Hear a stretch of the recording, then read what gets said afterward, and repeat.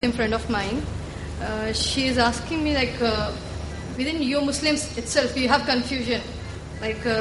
When you meet, you ask first. The question is whether you are a Wahhabi or a Sunni, whatever. These kind of questions, there is a confusion between you itself.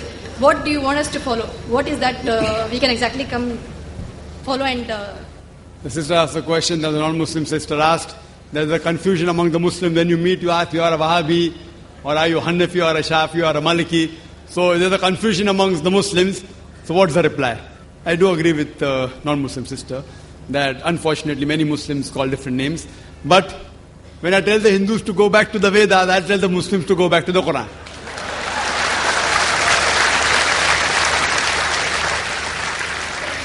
Allah says in the Quran, in Surah Al-Imran, chapter number 3, verse number 103, Allah says, وَاعْتَصِمُوا بِحَبْلِ اللَّهِ جَمِيعًا وَلَا تَفَرَّقُوا. Hold to the rope of Allah strongly and be not divided.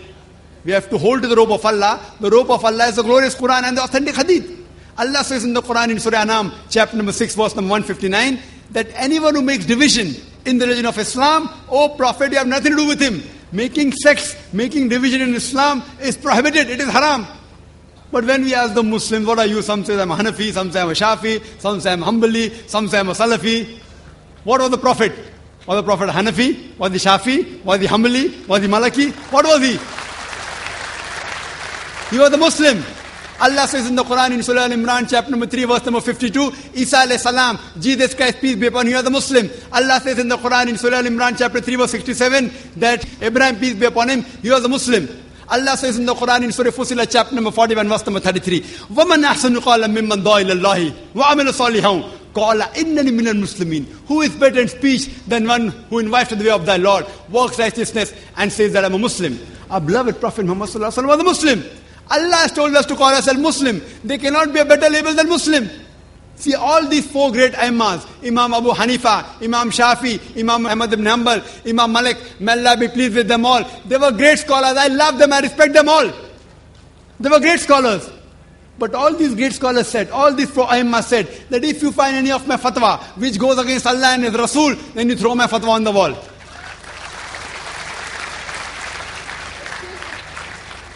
So here if you analyze that all these imams that came, they came not to make a new sect, they came for the people to go back to the original scripture, the Quran, the Sahih Hadith. So what we have to realize, that I know there are people who say that it is in the Hadith in which the Prophet said there will be 73 sects. It's Hadith of Tirmidhi, it's a Sahih Hadith, Hadith number 171. The Prophet said there will be 73 sects. Prophet didn't say you should make. Prophet knew that even though Allah says don't make, you're bound to make. So the best is to go back to Allah and His Rasul. And the best label you can have is call yourself a Muslim.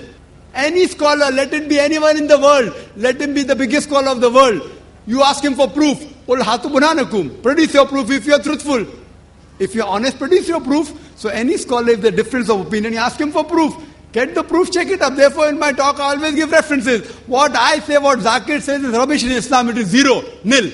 Therefore I say, Zakir doesn't say, Allah says, Qul huwallahu ahad, says Allah one and only. If Zakir says it is rubbish, zero, nil in Islam. If Allah says it, carries weight. If the Prophet says it, carries weight. So therefore sisters, Muslims should not be divided. We should call ourselves Muslims and follow the Quran and the Sahih Hadith. Anyone who divides the religion, they are going against the Quran.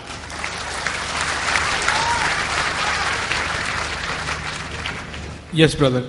Can you pose a question? Dr. Mahadevan, practicing medical practitioner. Day before yesterday, I attended Mr. Abdur Rahim Green's lecture. There was a question posed to him by a medical student. She asked about paradise. Those who practice Islam go to paradise and the rest of the people go to the hell. Is it the answer given by Mr. Abdur Rahim Green was not convincing? Can you please explain? Thank you.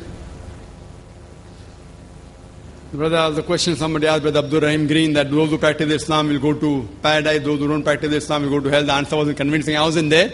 I'm sure Brother Abdur Rahim Green may have given a very convincing reply. Maybe you didn't understand certain of his points. I know him, he's a very good speaker, mashallah. But regarding the reply that will Muslim go to Jannah and non-Muslim go to hell, brother, the requirement go to Jannah is given in Surah Al-Asr. chapter number 103, verse number 1 to 3. It says, "Wal as inna insana fi khusr illa allazina amanu wa amilu salihati wa tawasaw bil haqqi wa tawasaw bis sabr." By the token of time, man is very in a state of loss, except those who have faith, those who have righteous deed, those who exhort people to truth, that is to dawah, and those who exhort people to patience and perseverance. The requirement for any human being to go to Jannah is 4 things. Iman, faith, what I discussed, pillars of Iman, righteous deed, exhorting people to truth, and exhorting people to patience and perseverance. If any one of these 4 is missing, under normal circumstances, you shall not go to Jannah. Only by calling yourself Abdullah, Muhammad, Sultan, Zakir will not take you to Jannah. Just by saying I am a Muslim, you will not go to Jannah. I said in my talk, Allah says in Surah Ankabut, chapter 29, verse number 2, just by saying you believe, just by saying I am a Mu'min, I am a Muslim, do you think you will go to Jannah? Allah will surely test you. So just by saying I am a Muslim, you will not go to Jannah. A person who practices Islam, Islam comes from the root word salam, which means peace. It also means submitting a will to God. A person who submits a will to God is called a Muslim. So a person who follows the religion or submitting his will to Almighty God is a Muslim. So anyone who submits his will to Almighty God, whatever his name may be, he will go to Jannah. So criteria to go to Jannah is having Iman. In all the pillars I mentioned, Almighty God is there. You have messengers, about the hereafter, about his books, etc. Doing righteous deed and submitting a will to Almighty God. If you submit your will to Almighty God, in Arabic it is called as religion of Islam. But it doesn't mean that if you live in Pakistan or live in Saudi Arabia, you go to Jannah. No. All the people in Saudi Arabia, all in Pakistan, Allah alone knows whether they go to Jannah or not. The person who go to paradise, brother, is one who obeys the commandment of Almighty God. The person who obeys the commandment of Almighty God, and I discussed many in my talk, if you obey these commandments of Almighty God, just by name, calling yourself Muslim or Muhammad or Abdullah, that will not take you to Jannah. It is not compulsory to change your name. The name, Green, is not a Muslim name. So that doesn't mean you won't go to Jannah. We prayed to him that may the brother, inshallah, no, he has reverted. He was a Christian. So the name will not take you to Jannah, your deeds will take you. Believing, your deeds, exhorting people to truth, and exhorting people to patience and perseverance. If your deeds are right, if your Iman is right, and you exhort people to truth and patience and perseverance, inshallah, any human being, he shall go to Jannah. Hope that answers the question. May we have the next question from brother here. Your name and profession. I am Rajaji, first MA, New College. And my views are so controversial to him. So, but it is my duty to put my question. He has said that Krishna has married to 16,000 wives. And why can't a Muslim to marry 4 or 5 wives? This shows that you 2 religions are united in suppressing the human rights. You have said that you may say that women are so attractive, but it is a personal perspective. And if you find so, your views are corrupted and your mind is corrupted. The concept of beauty itself is also changing. Once Cleopatra was beautiful, but it is not so. Now Aishwarya Rai ranks first. And you are also suggested for the original text, but it creates only the fanatics and fundamentalists. When you are convinced to a particular religious ideology, you find no wrong in your crimes. That is the thing which happened in Gujarat, where 2,000 Muslims are murdered in the streets. No God has come, only communists and some Democrats' efforts were there. People are renouncing all the religious values. And for you like persons that it has come to as shock values. Religion is failed and not the people. So please allow the people to free and allow them to join their social movements like communist and Naxal Bari movements. That is. The brother, I believe, is a communist. He's asked a very good question. He's saying that if Hinduism allows and Krishna has married 16,108 wives and Islam allows, so Hinduism and Islam is joining in suppressing the women, according to you. According to him, brother, he's saying Cleopatra was beautiful, today she is not. Aishwarya Rai is number 1. For you, not for me. So what is beautiful for you may not be beautiful for me. I do agree with you. It is a perspective. I do agree with you. Aishwarya Rai may be number 1 for you, not for me. So we realize, brother, the concept of difference changes. And I gave the example. What is modest in America is not modest here. What is modest here is not modest in America. Who's to decide? I do agree with you. If you think that marrying more than one wife is suppressing the woman, who's going to take care of the millions of women? You? Who will take care? Will your communist movement take care? Allah, in the glorious Quran, gives you the solution to the problems of humankind. The solution doesn't go down your throat. I'm asking you a question today. There are millions and millions of women more than men. Who's going to take care of them? Who? Even if you give them charity every month, that charity will not be sufficient. See, man and woman have been made sexual by nature. Allah says in the Quran, in Surah Rum, chapter number 30, verse 21, Yes, put love and mercy between their hearts. I am a medical doctor. I am a medical doctor. A woman cannot remain virgin throughout her life. Cannot, it's not possible. What are you going to do? What will happen? They go to prostitution. What will a communism do for them? What is the solution? No solution. Allah gives the solution, our creator. The solution doesn't go down the throat. So the problem is, brother, the solution is that you give a better solution. Can you think of a better solution? In Islam, it's not compulsory to marry more than one wife. It's not compulsory to marry 4. I don't know of a single Indian Muslim who has got 4 wives. I don't know of any. There are other foreigners Muslim who have got. You have to realize, brother, this is the solution. Everyone cannot marry more than one woman. Everyone cannot. But certain men who can do justice between the wife, Allah has given them permission. If they can do justice, what is troubling you? I don't understand. Where are we suppressing them? We are uplifting them. The so-called modernity you're talking about in America, in the name of art and culture, what are they doing? They're degrading the woman. Your talk of women's liberalization is nothing but it is an exploitation of a body, degradation of honor and deprivation of a soul. The Western society claiming to uplift the woman have actually degraded her to a concubine, to a mistresses and society butterflies which are hidden behind the colorful skin of art and culture. In the name of art and culture, Aishwarya Rai. What is that? Modeling.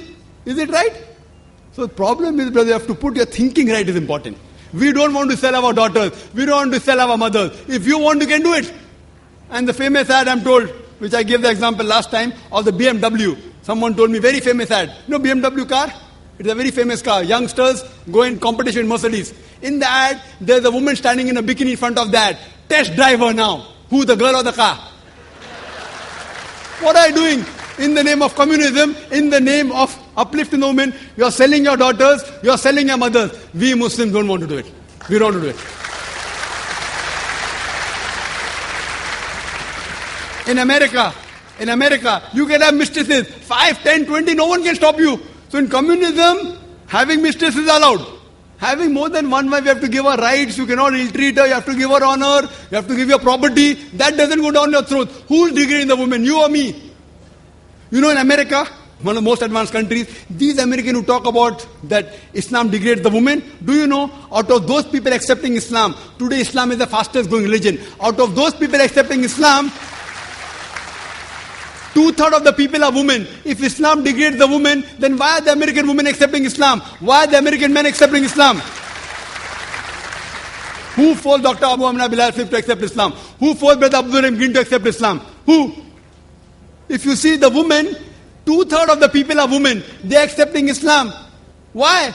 If Islam degrades the woman, why will they accept Islam? Because they know that Islam gives security to the woman. Islam uplifts the woman. That security may not go with your purpose of making money in art and culture. Like the politicians, they want to divide and rule. These people of art and culture talking about uplifting the woman, beauty contest, they're selling cosmetics. They make billions of dollars. You know that the beauty contest for what? In the name of beauty contest, they are making billions of dollars. So just because they want to make billions of dollars, many of them want to go and see. So if you realize, brother, we don't believe in exhibiting our women in front of public. We respect them, we love them, and we revere them. We don't want to degrade them.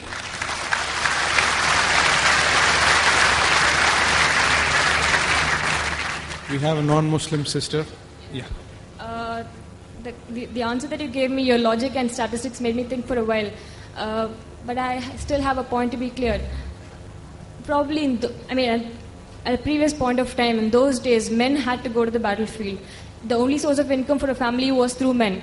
But now times are changing, and probably in the future, times will still more change, and women might go to the battlefield, and right now women are going for jobs, and probably the mortality rate for women might increase too. At that point of time, is it okay to modify and say that there can be just one wife for a man? After all, religion is for mortal creatures like us and not for God. Sister asked a very good question. At that time in wars, maybe men were dying more, and I agree with her. Now the times of wars have changed. But even today, sister, in the wars, more men are dying. In the Gulf War, more men died. In the Afghanistan War, more men died. In Vietnam War, more men died. But the percentage was much less as compared to the older. I do agree with you. Today, I gave the statistic, more people are dying of cigarette smoking, they are men rather than women. More people dying of alcoholism, more men than women. Accident, more men than women. I do agree with you that now women started going to the battlefield. And in America, when I was there in USA, just a few years back, they started a women section. Women going, and the big section of women joining the military. Do you know the President of America at that time? It was Bill Clinton, I think Bill Clinton. He had to apologize in the parliament. 96 women were raped by the superior.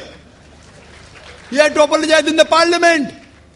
Majority of the women that take part in this battlefield, they are raped by the superior. When you have shoulder to shoulder going to war, what will happen? See, this is statistics. Sister, this is statistics of America. The problem, I do agree with you. Sister, I do agree with your question. Your question are innocent because you don't know the statistics.